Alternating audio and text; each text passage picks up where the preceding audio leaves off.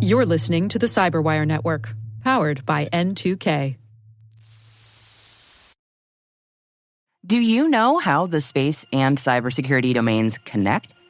T-Minus Space Cyber Briefing is your guide through the space-based systems that expand the attack surface. I'm Maria Varmazis, host here at N2K CyberWire, and I'm excited to share that T-Minus is back, now as a weekly podcast, the T-Minus Space Cyber Briefing. We have a new dedicated focus on two great things that are even better together, space and cybersecurity. Because whether we realize it or not, we all depend on space-based systems that are, by the way, increasingly internet-enabled. We're talking cybersecurity technologies, policies, and organizations that are securing the critical space-based infrastructure that powers, protects, and connects our lives here on Earth. So join me for T-Minus Space Cyber Briefing, new episodes every Sunday.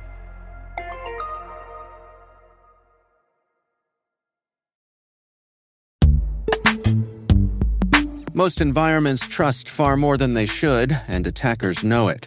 ThreatLocker solves that by enforcing default deny at the point of execution.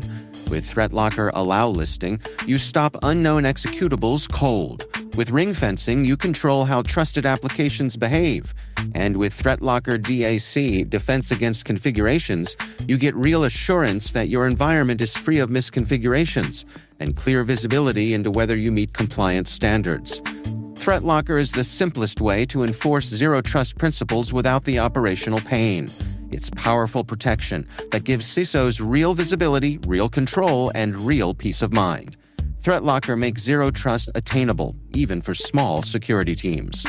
See why thousands of organizations choose ThreatLocker to minimize alert fatigue, stop ransomware at the source, and regain control over their environments. Schedule your demo at threatlocker.com/N2K today.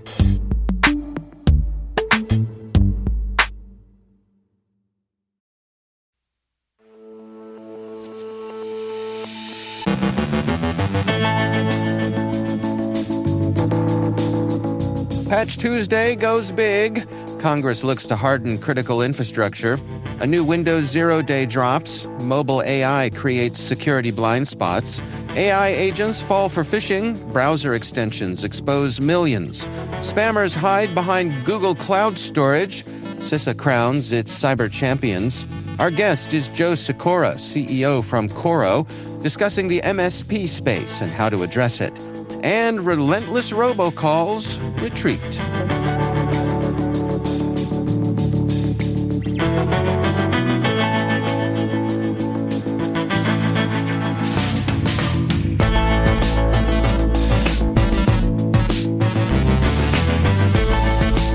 It's Wednesday, June 10th, 2026.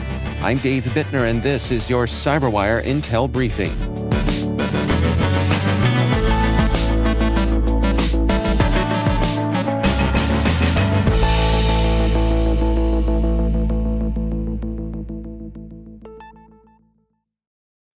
Thanks for joining us here today. It's great to have you with us. Microsoft's June 2026 Patch Tuesday is the largest in the program's history, addressing 206 vulnerabilities across Microsoft products.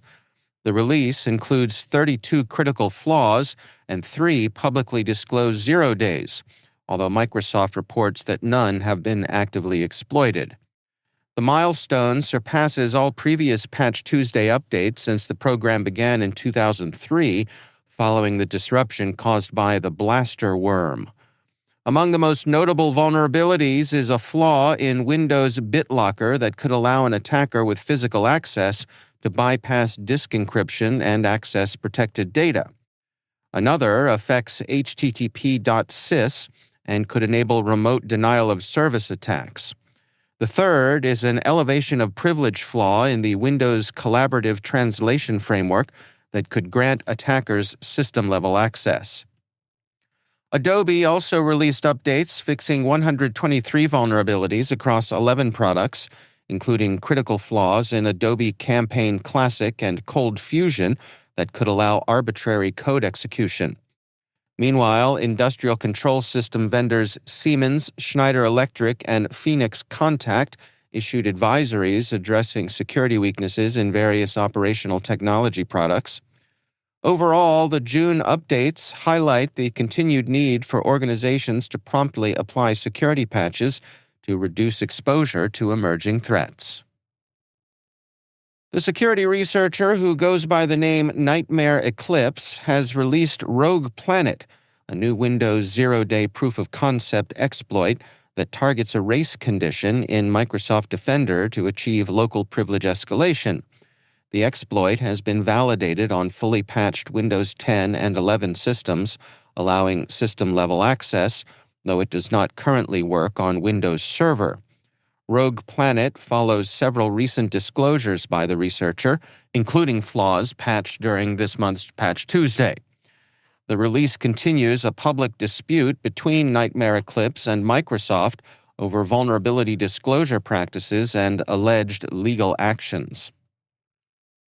Senator Mark Warner, Vice Chairman of the Senate Intelligence Committee, is introducing the Combat Emerging Threats to Critical Infrastructure Act to strengthen cybersecurity planning across the nation's 16 critical infrastructure sectors.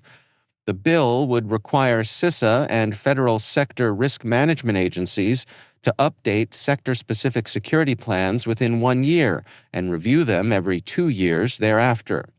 Warner said the legislation is needed to keep pace with rapidly evolving AI-driven cyber threats.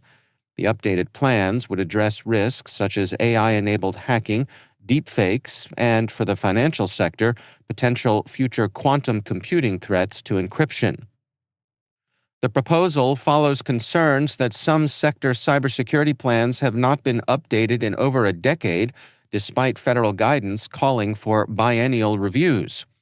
Backed by the National Electric Manufacturers Association, the measure aims to improve resilience across sectors including energy, communications, transportation, and defense. It also aligns with broader federal efforts to prioritize the most urgent cyber risks facing government networks. A new survey from Lookout and ZK Research highlights a growing mobile AI blind spot in enterprise security. While 93% of security executives express confidence in their AI governance programs, the report found that mobile devices increasingly bypass traditional security controls. According to the study, 52% of generative AI usage now occurs on mobile endpoints, while 59% of mobile AI traffic remains invisible to conventional network monitoring tools. The report also found limited visibility into AI agents and embedded AI software components, contributing to data leak investigations at 63% of surveyed organizations. Researchers argue that legacy, desktop-focused security approaches are struggling to address mobile-native AI risks and compliance requirements. Maria Vermazis is host of the T-Minus Space Cyber podcast. She joins us to file this report on the U.S. military quietly turning GPS into a global numbers station. Thank you, Dave. According to Inside GNSS and 404 Media, new research by Stephen Murdoch, head of the Information Security Research Group at University College London, found that for over a decade, GPS satellites have been broadcasting hidden encryption keys in a little-noticed part of the public GPS signal. And that part of the signal is a 176-bit sequence known as subframe 4, page 17. And according to Murdoch's research, it appears to carry encrypted data used by the Pentagon's over-the-air distribution and rekeying systems, which remotely upgrade cryptographic keys for military GPS users worldwide. In his research, Murdoch looked at more than 12 million open archive GPS observations collected between 2007 and 2025, and he identified patterns that matched the rollout timeline of the U.S. military's remote key distribution network in 2011. The system replaced manual cryptographic key updates, allowing military GPS receivers to be rekeyed via satellite broadcasts anywhere in the world. Now, this discovery is a bit of food for thought about publicly available signals and how they can conceal operational infrastructure in plain sight. In this case, cryptographic keys, unknown to the general public for over a decade. Murdoch notes that every GPS receiver in the world decodes subframe 4, page 17, so none of this data has been hidden, just no one had thought to really take a closer look at it until now. For the CyberWire Daily, I'm Maria Varmazes from T-Minus Space Cyber Briefing. Back to you, Dave. Be sure to check out the T-Minus Space Cyber podcast wherever you get your favorite shows. Varonis Threat Labs tested whether AI email agents are vulnerable to phishing by evaluating an OpenClaw agent named Pinchy in 4 simulated attack scenarios. The results showed that while the agent could identify some technical phishing indicators, it struggled with social engineering attacks. In 2 tests, Pinchy failed to verify sender identities and shared sensitive information, including AWS credentials and customer data, with external accounts despite explicit security instructions. The agent performed better against traditional phishing websites and a malicious OAuth application, identifying suspicious infrastructure and blocking some attacks. Researchers concluded that AI agents may be stronger than humans at detecting technical phishing cues, but remain vulnerable to context-based deception. The findings suggest that identity verification, rather than phishing detection alone, will be critical as organizations increasingly deploy AI agents to manage email and business workflows.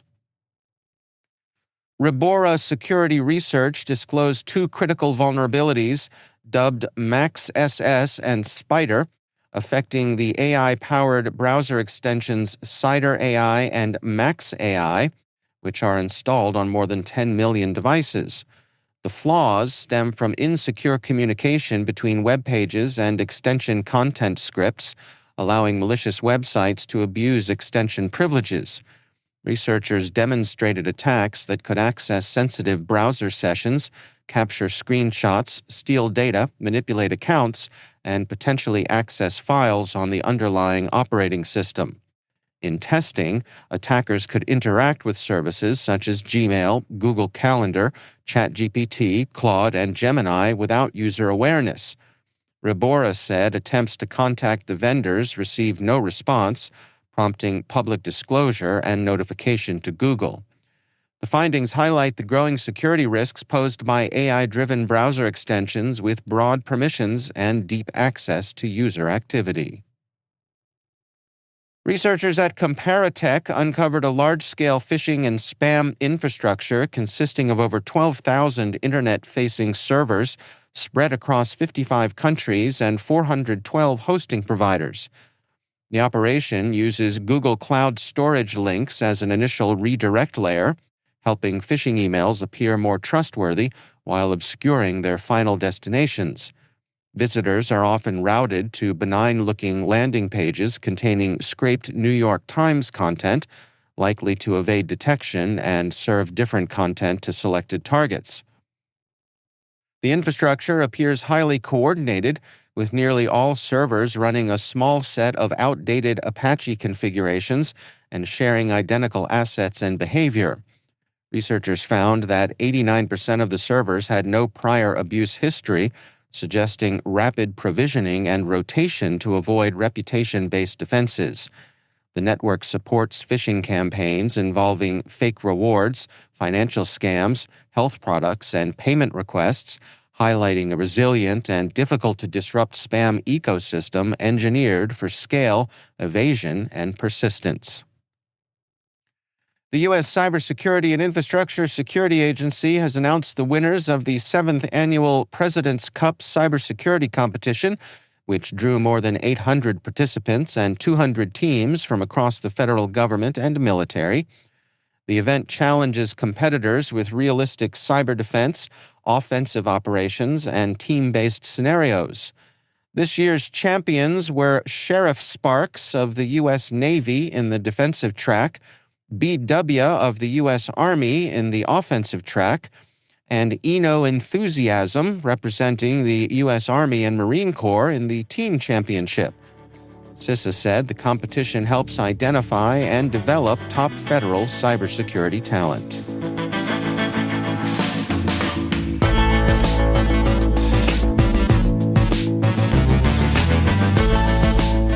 Coming up after the break, my conversation with Joe Sykora from Coro. We're discussing the MSP space and how to address it.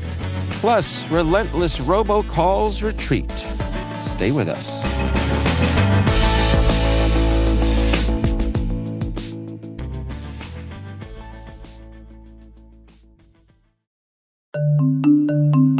When it comes to mobile application security, good enough is a risk. A recent survey shows that 72% of organizations reported at least one mobile application security incident last year, and 92% of responders reported threat levels have increased in the past 2 years. GuardSquare delivers the highest level of security for your mobile apps without compromising performance, time to market, or user experience. Discover how GuardSquare provides industry-leading security for your Android and iOS apps at www.guardsquare.com.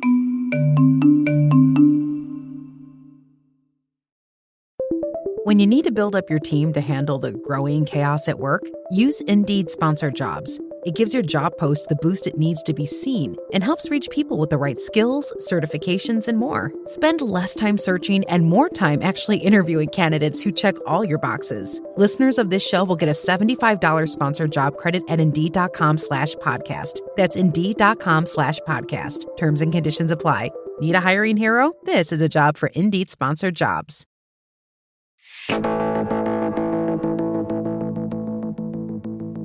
Joe Sykora is CEO at Coro. In today's sponsored Industry Voices segment, we discuss the MSP space and how to address it. Throughout my career, I think I've been able to deal with all sizes of business. And I'd say the small to medium business is one of my favorite, right? When I had my companies, that's who I was catering to. So I think there's definitely a need for support for the businesses that have potentially a lack of IT resources, right? I'd like to refer to it as lean IT.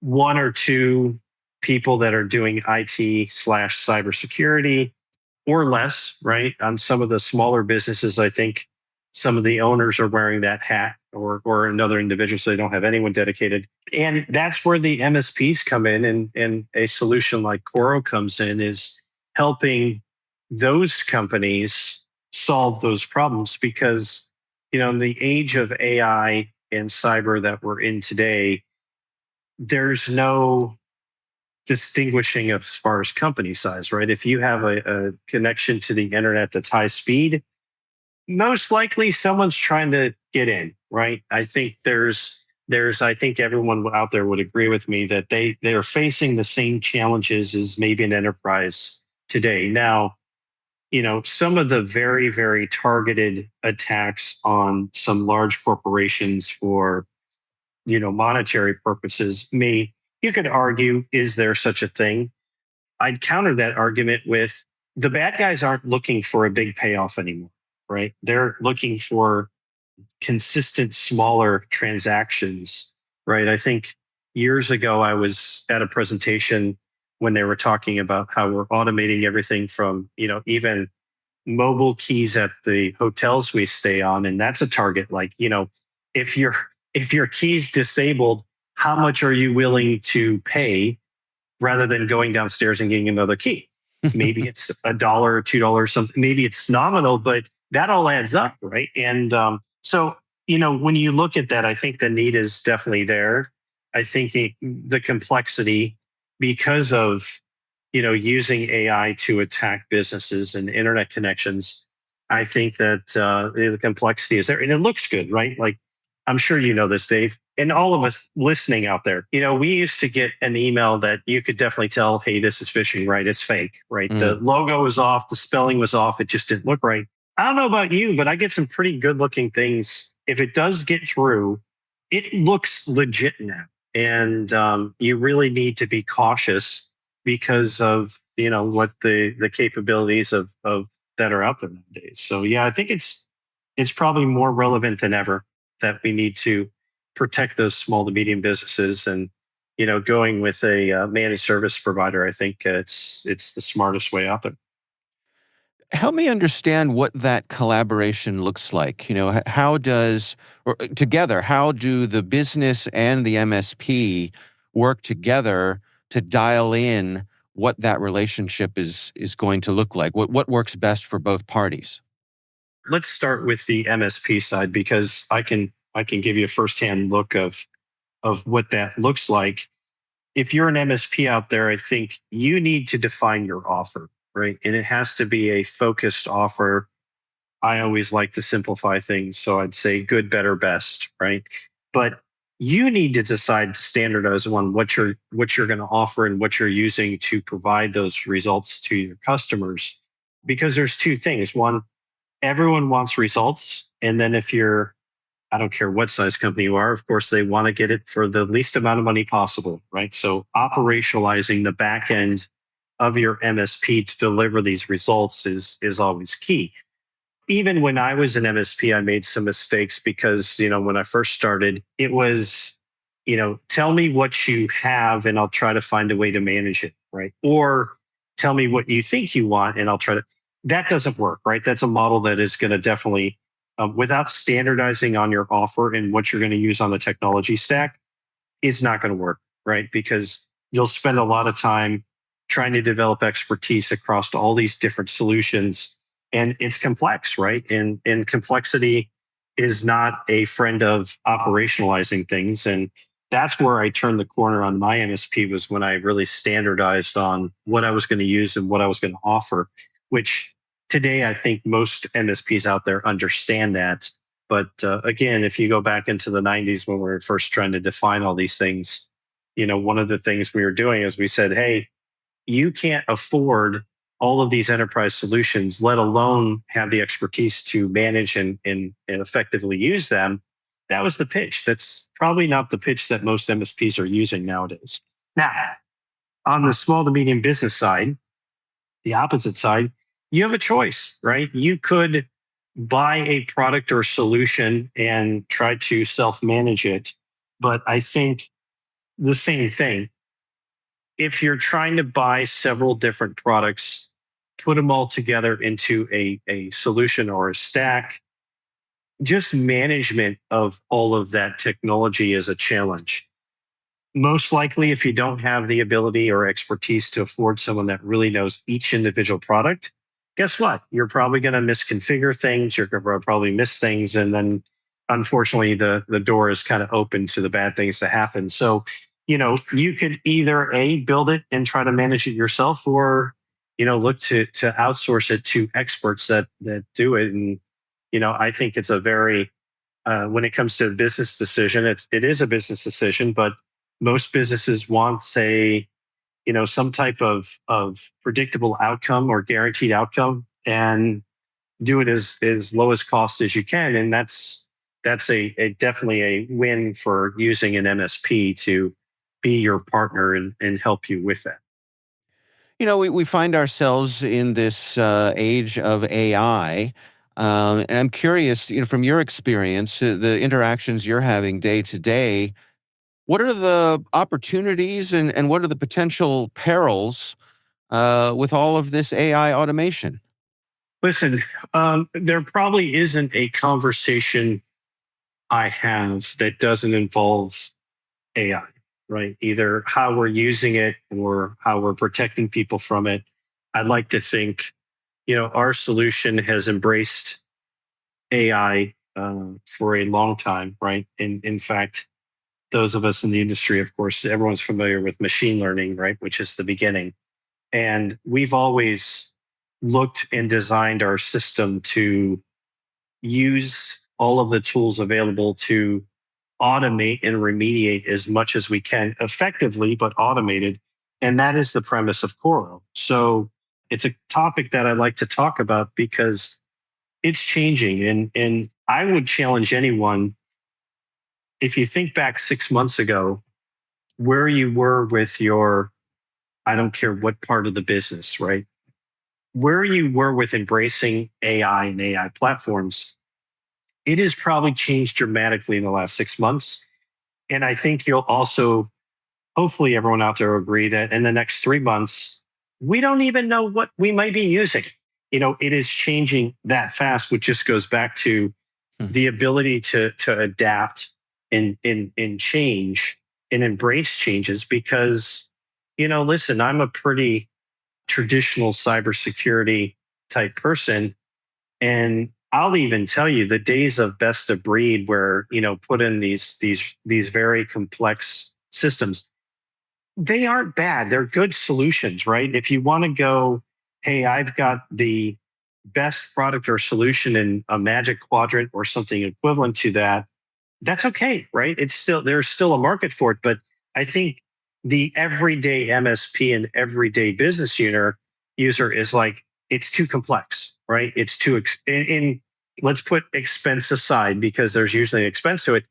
It's the ability to actually run it effectively, right? And if you can't run it effectively and get the results out of it, what are you paying for, right? And that's where I see, we've always talked about AI helping consolidate things, and we're here, right? I mean, we are here at this point where AI can help you if you're an MSP, operationalize the back end, where instead of helping maybe 20 or 30 clients per analyst, now you're talking 100, 150, 200. That's a huge change, right? So it really embracing modern technology, modern tools such as AI platforms. I think a lot of people listening out there are going through that transformation as we speak. Hopefully you've started that journey. If not, there's always tomorrow, but you need to look at starting those sooner than later. What's your outlook for the next year or so? As you're looking at the challenges that MSPs are seeing in relationship to small and medium businesses, what do you think the coming year holds? Well, we all have a crystal ball, right? And I'm often asked kind of, what do I think is going to happen? And there's a couple different areas. On the technical side, I can almost guarantee, and I can guarantee you that it's going to continue to accelerate, right? We're not going to see a slowdown in the number of attacks coming from things like AI.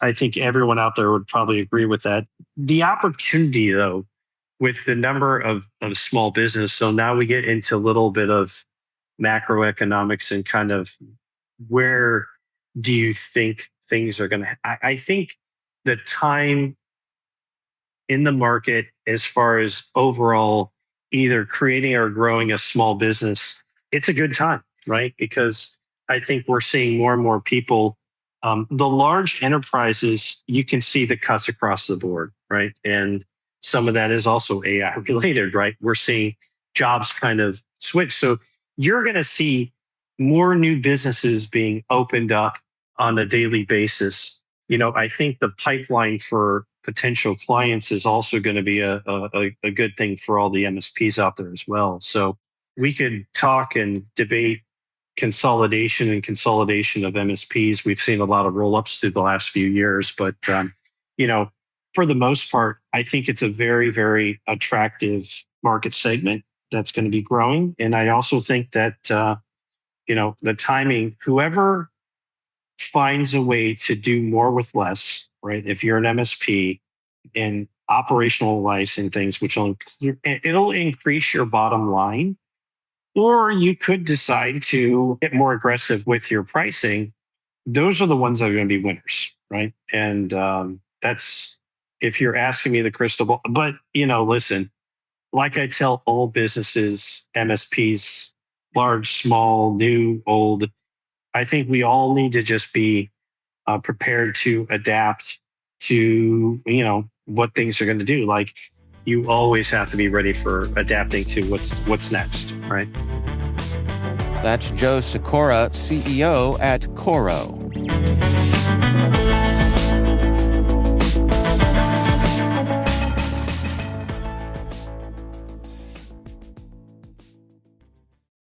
No one goes to Hank's for spreadsheets. They go for a darn good pizza.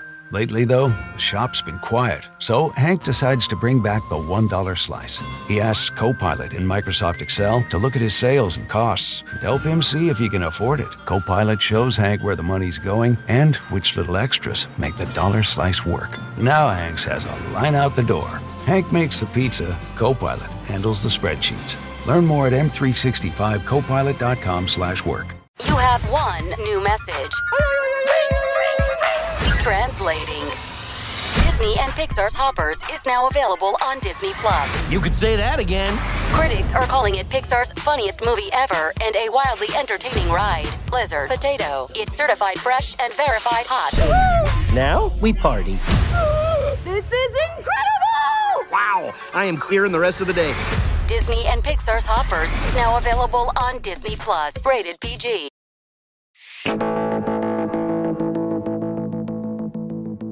And finally, America's robocallers appear to be taking a rare step backward, though not quite packing up and going home. According to UMail, U.S. consumers received just over 4.1 billion robocalls in May of this year, down 2.1% from April and nearly 15% from a year ago. That marks the lowest rolling 12-month total since late 2022. The decline comes with a twist. While telemarketing and scam calls dropped 24%, notification calls surged 48%, partly because legitimate callers have adopted tactics once favored by spammers, including snowshoeing, which spreads calls across thousands of phone numbers. Insurance-related robocalls remain especially persistent, with one health plan campaign generating more than 30 million calls from over 3,000 numbers. So, while consumers may be hearing fewer robocalls overall, the phone is still ringing often enough to remind everyone that silence remains a premium feature.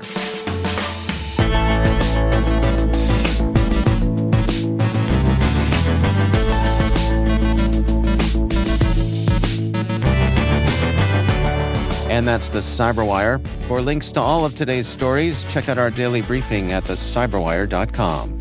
We'd love to know what you think of this podcast. Your feedback ensures we deliver the insights that keep you a step ahead in the rapidly changing world of cybersecurity.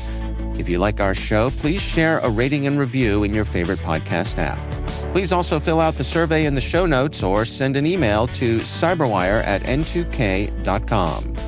N2K's lead producer is Liz Stokes. We're mixed by Trey Hester with original music and sound design by Elliot Peltzman. Our contributing host is Maria Vermazis. Our executive producer is Jennifer Eiben. Peter Kilpie is our publisher, and I'm Dave Bittner. Thanks for listening. We'll see you back here tomorrow.